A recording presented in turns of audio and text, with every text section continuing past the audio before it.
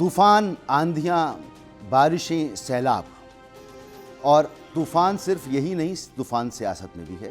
سیاست کے طوفان پر آنے سے پہلے ذرا ذکر کر لیتے ہیں کہ پاکستان میں حالیہ مونسون بارش، یہ سیزن ذرا جلدی شروع ہو گیا پورے پاکستان میں، اب تک 50 اموات ہو چکی ہیں۔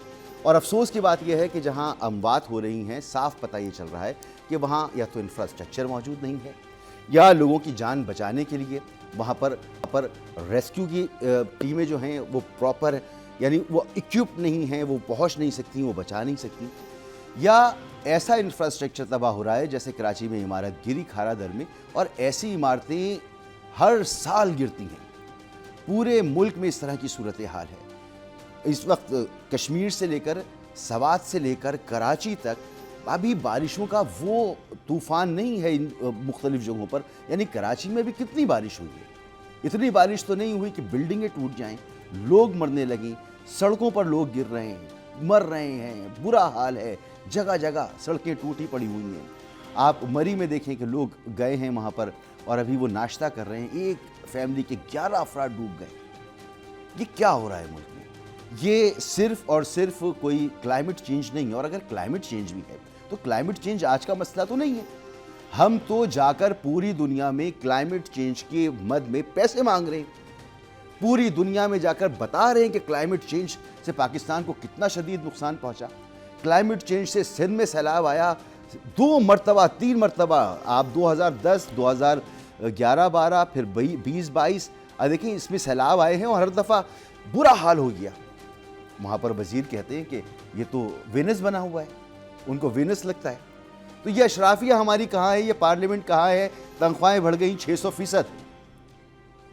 اس پر کوئی دھیان نہیں ہے۔ دھیان کس چیز پر ہے؟ زیادہ نشستیں مل جائیں، زیادہ پاور مل جائے۔ جمہوریت کے کچھ اصول ہوتے ہیں، کچھ نارمز ہوتے ہیں، کچھ اخلاقیات ہوتی ہیں۔ تحریک انصاف نے اپنی الیکشن کے اندر اگر پارٹی کی فہرست جمع نہیں کرائی اور پھر سنی تحریک آ گئی اور پھر عدالت نے ایک فیصلہ دیا، جو نشستیں اب پیپلز پارٹی کو، نون لیگ کو، JUI کو اور دیگر جماعتوں کو مل رہی ہیں، بھئی وہ سیٹیں آپ کی تھیں نہیں، ٹیکنیکل بنیادوں پر آپ پار لے رہے ہیں۔ پھر اس کے بعد ایک اور چیز ہوئی ہے، اور وہ ہوا یہ کہ جو قائمہ کمیٹیاں ہیں نا، ان قائمہ کمیٹیوں سے بھی فارغ کیا جا رہا ہے تحریک انصاف کو۔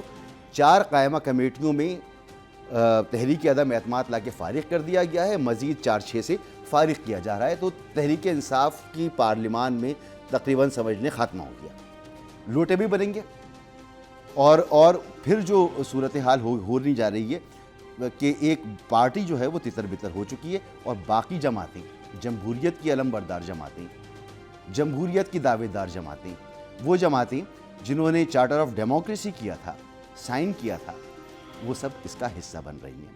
عدالت کیا کہتی ہے، قانون کیا کہتا ہے، آئین کیا کہتا ہے، اگر اس پر جائیں تو بہت سی آئینی باتیں ہیں جو اس وقت یہ جو ٹوٹ پھوٹ ہو رہی ہے، لوگ مر رہے ہیں، کیا یہ آئین میں نہیں ہے کہ ریاست ذمہ دار ہے اس بات کی کہ وہ ایک عام آدمی کو تحفظ دے گی؟ تو کیا تحفظ مل رہا ہے؟